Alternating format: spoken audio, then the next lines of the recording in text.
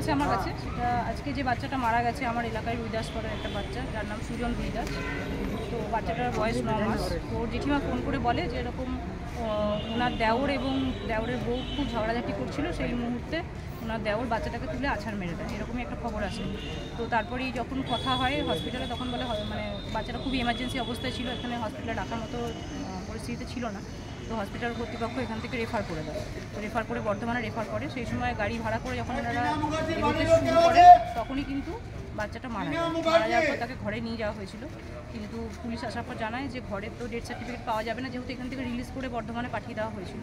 তো সেই মুভমেন্টে আমরা বাচ্চাটাকে আবার নিয়ে পুলিশের সহযোগিতায় আমরা থানা থেকে সব সহযোগিতা পাই এবং আমরা এখানে আসি, হাসপাতালে নিয়ে আসি এবং এখানে আমরা ডেথ সার্টিফিকেট চেষ্টা করছি। এখনই এই মুহূর্তে খবর এলো যে বাচ্চাটার বাবা মানে সেই রেগে গিয়ে আগের মাথায় বাচ্চাটাকে আছাড় মেরেছিল, সে নাকি রেল লাইনে সুইসাইড করে নিয়েছে। বাচ্চাটার যে জেঠু সে মানে এই মাত্র আমাদের ফোন করে জানে। এই বাচ্চাটার বয়স কি হয়েছিল ঘটনাটা নাম? দু স্বামী স্ত্রী ঝামেলা তো হয় জানো ঘরের মধ্যে। ওই ঝামেলা হয়েছে সকাল 10:30 11টার সময়। ওই বউ কাজ করে এসেছে, নিয়ে কি খেচাখেচি হয়েছে সকাল বেলাতে। তারপরে মানে বাচ্চাটাকে বলেছে কিছু ওই ছুটাতে গিয়েছে বা মানে পায়খানা করেছে। তো ওই নিয়ে ঝামেলা, তো ওই স্বামী স্ত্রী মারাপিট হয়েছে। যে বাচ্চাটাকে বলছে তুই ছুটাতে কেন গিয়েছি, ওই নিয়ে ঝামেলা, তুলে কাছাড়ি দুবার মেরেছে। কে করেছে? ওই বাবা। আচ্ছা, তারপর বাচ্চাটার অবস্থা কেমন? বাবার অবস্থা তো মারা গেছে, হসপিটালে নিয়ে এসেছি আমরা তোমার ওই 12টা করে। বাচ্চাটা মারা গেছে? বাচ্চাটা মারা গেছে। বাবার আছড়ে ফেলার জন্যই মারা গেল? হ্যাঁ, ওর মারধরের জন্যই মারা গেল? মারধরের জন্য মারা। বাবার কি অবস্থা? বাবা তো মারা গেছে রেলে। ও বাবার থেকে বলেই গেল ওকে বেরেই আমার মেরেছি ওখানে। আর ওকে টেনে করলি, এটা আমরা তো মারবোই, পাড়ার লোকের তো মারবোই। আমরা তো বলেছি আমরা মারবো, যেহেতু বাচ্চাটাকে মারধর করেছে। হ্যাঁ, ওরা আমার মেরেছে। আমরা ওই সাইডকে পালিয়েছে দৌড়ে খালি গায়ে। বলছে আমরা ঘুরে আসবো না, বাস রেলে মাথা দিয়ে দিল। মানে একই দিনে একই পরিবারের বাবা ছেলের মারা গেল। কি নাম আপনার? আমার নাম তপন বাবু। এটা কোন জায়গার ঘটনা? সবার ভাঙা ঘোষ মার্কেট। কি নাম বাবার? আমার বাবা যে মারা গেছে ওর বাবার নাম হচ্ছে কালু, ডাক নাম। আর এরকম ভালো নাম হচ্ছে রকি রুইদাস। আচ্ছা, এটা কি রুইদাসপাড়া? রুইদাসপাড়া। আর বাচ্চাটার বয়স কত যে মারা গেছে? 9 বছর হবে। 9 মাস। কি নাম? হ্যাঁ, কি নাম? বাচ্চার নাম জানি না। আপনার নাম? আমার নাম তপন বাবু। আপনি কে হন? আমি পাড়ার মানে হিসাবে দাদু হয়।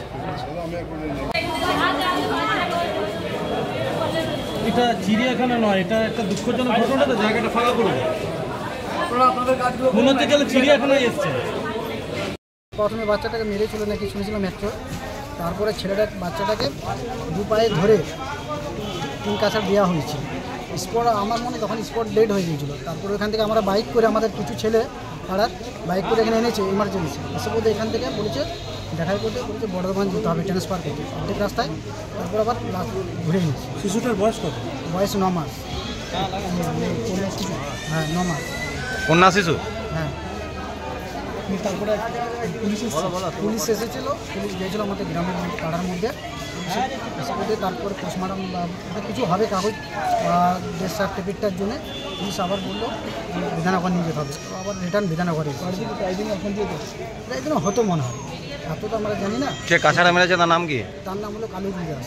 শুধু তার বাবা সে নেই, কোথায় এখন? সে পালিয়েছে। এখন কোথায় আছে সে? হয়তো শুনলাম কি মেরে পথে সে পালিয়ে গেছে বাড়ি থেকে। কী নাম আপনার? আমার নাম কানাই বাবু। কি হলো?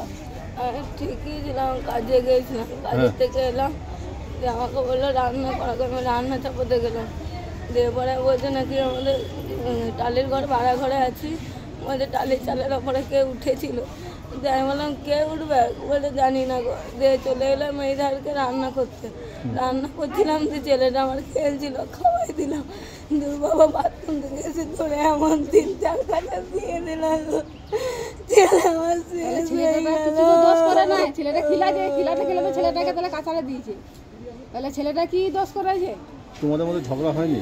ঝগড়া পরশু দিন রাতে থেকে হচ্ছে। তবু বলছি যে আমি বাপের ঘর চলে যাবো। চলে যা, বাপের ঘর যেতে চাইলি ঝগড়া করতে। চলে যা, বাপের ঘর যেতে বুঝলেই ঝগড়া করে। অন্য একটা কথা আছে, কি করবো? বিয়ে দিয়েছে বলাকে যেতে পারবো না, না মা বাবা একবারই দিয়ে দিয়েছে। আর তুই শাশুড়ি কোথায় গেছে ঘরে আর তুই বল তুই ঘরে বসে থাক চুপ করে বল আসি মা কো আইলো ছেলেটা আইলো চলে গেছে